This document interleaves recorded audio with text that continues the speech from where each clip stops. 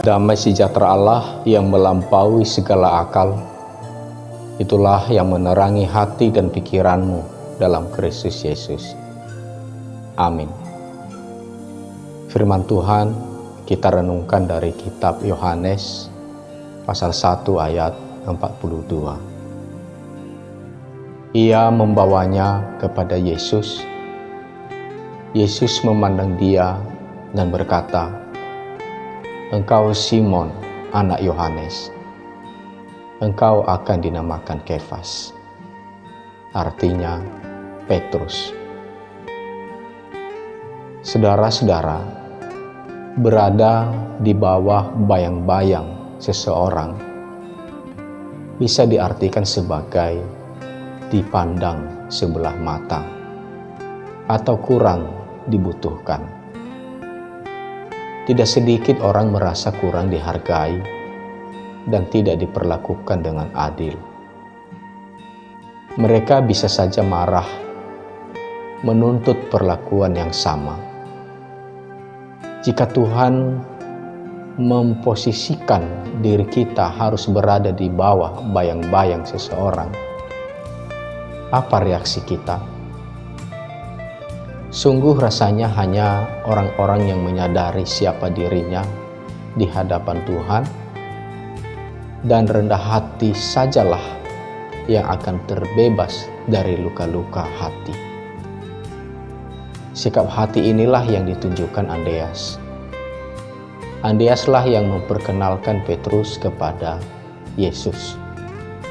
Andreas adalah mentornya Petrus. Tetapi meski demikian, nama Andreas sangat jarang ditulis dalam Alkitab. Bandingkan dengan Petrus, namanya lebih sering disebut. Petrus jauh lebih populer daripada Andreas.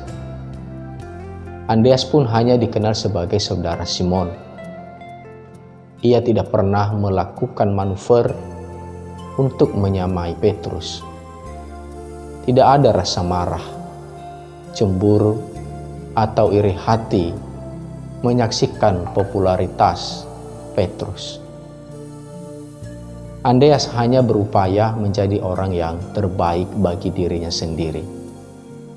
Ia bersyukur dengan porsi yang sudah diberikan Tuhan kepadanya dan tetap mengerjakan dengan setia seumur hidupnya. Saudara-saudara, setiap orang ingin diakui, diperlakukan dengan adil, atau mendapat penghargaan lebih dari orang lain. Tetapi bagaimana jika hal itu tidak terjadi? Bagaimana sikap hati kita jika orang menerima perhatian atau perlakuan lebih daripada kita? Apakah kita tetap menjaga hati untuk tidak terganggu dengan hal itu, ikut bersukacita dengan kesuksesan orang lain, dan tetap mengerjakan bagian kita dengan cara terbaik dan setia? Ingat, tidak perlu cemburu. Kerjakan saja dengan setia setiap porsi yang Tuhan berikan kepada kita. Amin. Kita berdoa. Syukur bagimu Tuhan buat firman-Mu ini. Yang kami pahami, yang kami mengerti tentang firman-Mu ini, berkati. Mampukan kami menghidupinya. Ke dalam tangan-Mu kami serahkan hidup kami sepanjang hari ini. Kiranya penyertaan Tuhan, perlindungan, berkat, bimbingan Tuhan dalam Roh Kudus senantiasa menghampiri hidup kami. Di dalam nama Yesus kami berdoa.